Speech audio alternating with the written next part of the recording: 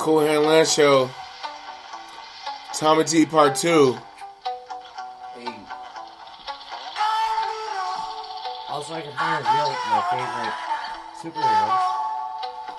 Because we got cut off on that before. We did. With supervillains. Say hello, Tommy. Hey. Hello. So, hold on 1 second. Yeah, you like that? Mm-hmm. Gets me moving. Oh, well, that's not what I wanted to do at all. Let's just restart it. It doesn't matter. Well, then I'll stop. Slender body's right there. Well, then I'll stop moving. All right, we're back at it.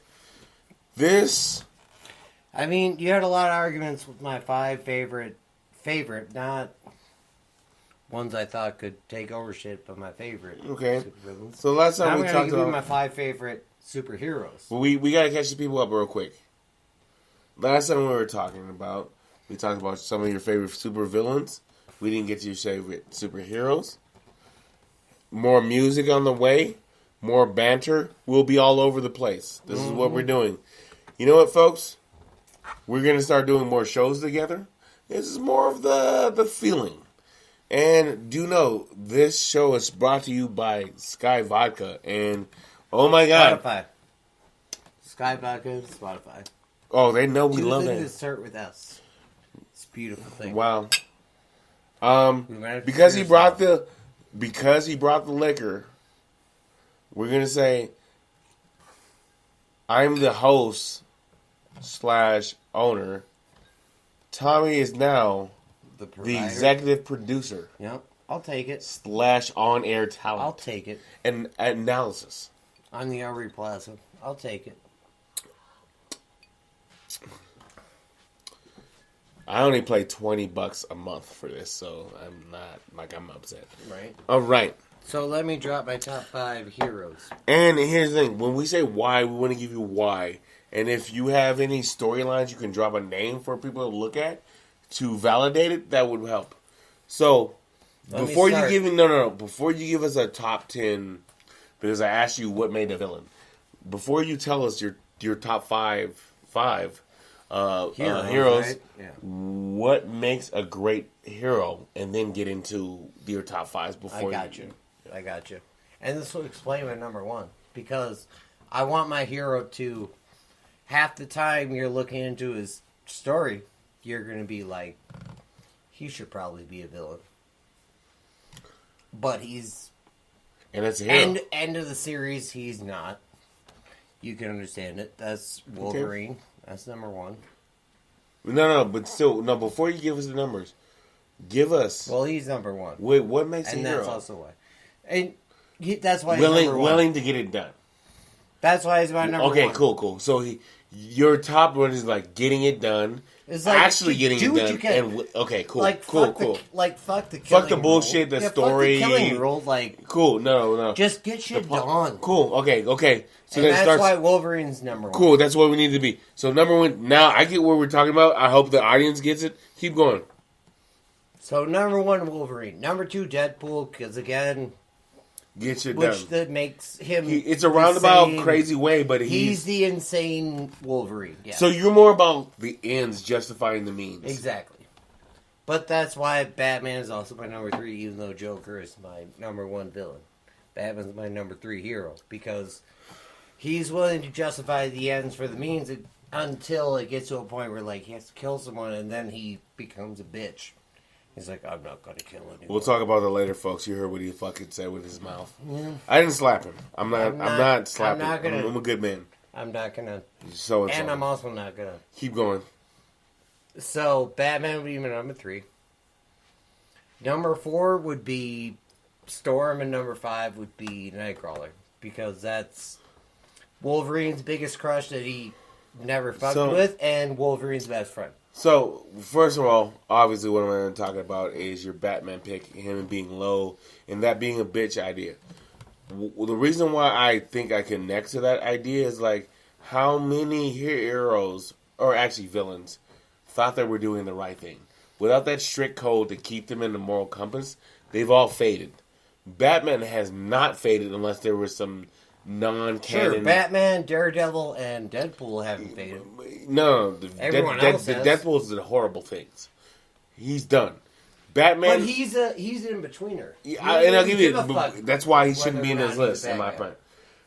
That's why he's on both my lists. Cool. That's why he's number 5 on my villain list. But I want to get back 3 on my hero list. Cool. I'm gonna go back to Batman because specifically people being like that being is soft, meaning this dude will break arms, he'll intimidate little leagues. The guys that he knows are crazy and nuts. I mean, if you No. know, I don't interrupt you.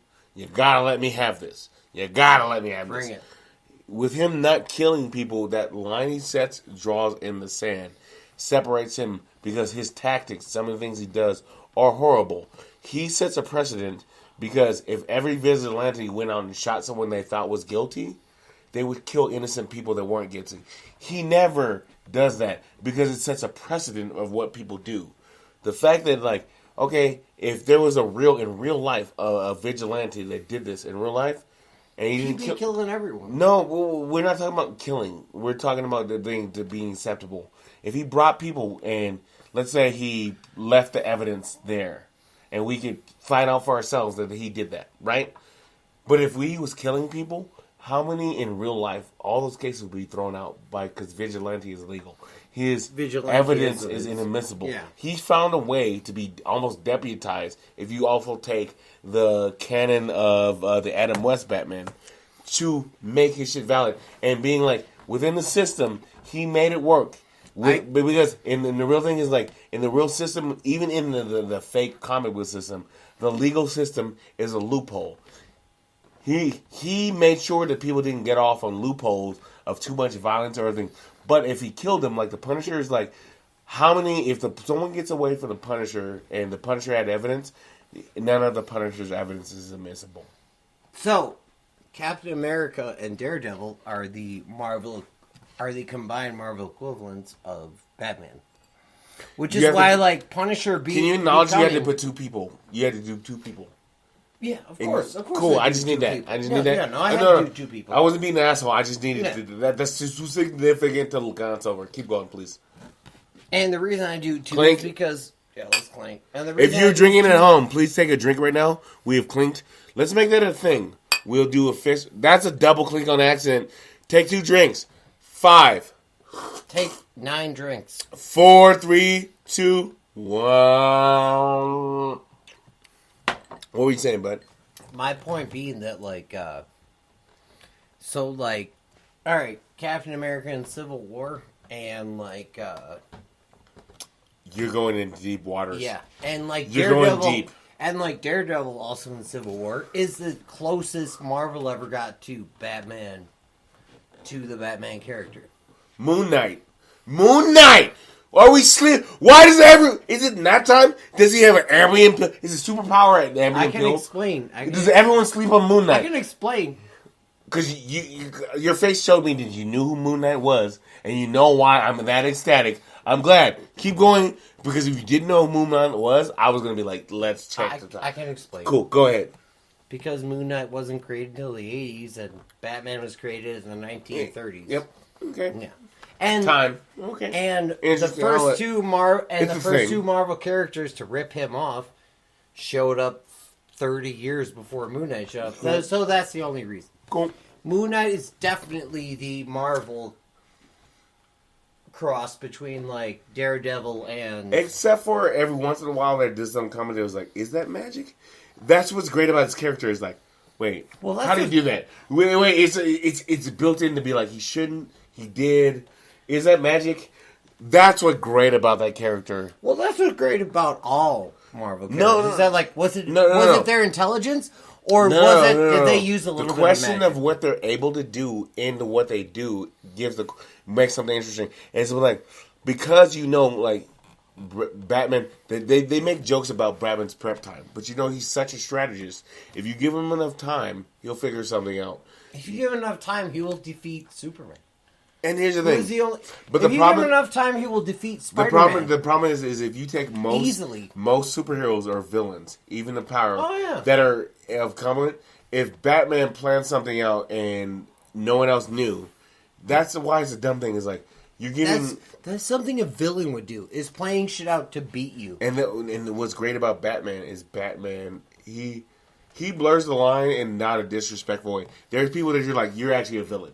Batman is like you're just as rough as a hero go. And here's what's that's why his line in the sand is so important because here's the thing. It's like there's a line. There's something that separates us, meaning. The victory is not good enough for compromising my soul. And if you do this, you go back. He tells you, you go by on that line. Because how many of his friends, the Harvey Dents, the other people he understands because he's done the psychologist, bro. Or a Joker. Selena Kyles, who he's in love with. And he understands them is like, they cross the line that they can never come back from. And here's the thing. These are good people. And here's the thing. The reason why, they're like, why doesn't... No, wait. I need to finish with this because it's going to be great. Why doesn't Batman kill? Because he was a detective.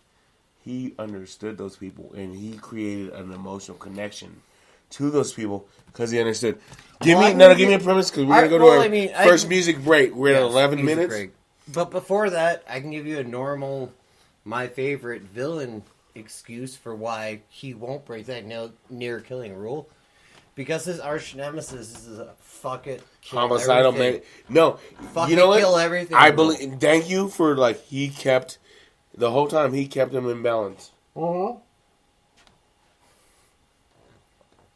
Even in the Long Halloween, which had one issue to do with him, it was the most interesting issue. Even though he brought up all of his main villains, the only time it got interesting was when you solved the puzzle. And then, 3 issues back, when you learned that the Joker wasn't the one. Right. All right, we're going to come back, talk more comic books, maybe some other stuff. We might be stuck in comic books for a while because of what we do. Straight up, which may be the show we need to do. We might need to do a comic book show. Me and you. Lance and Tommy talk comics. That sounds interesting. We'll figure out what that is. This is part 2 of the Tommy T comic. We're going to start you off with some Henry Green Electric Feel. Enjoy it. Thanks for listening. We love you. Yup. No, but I can talk specifically X-Men.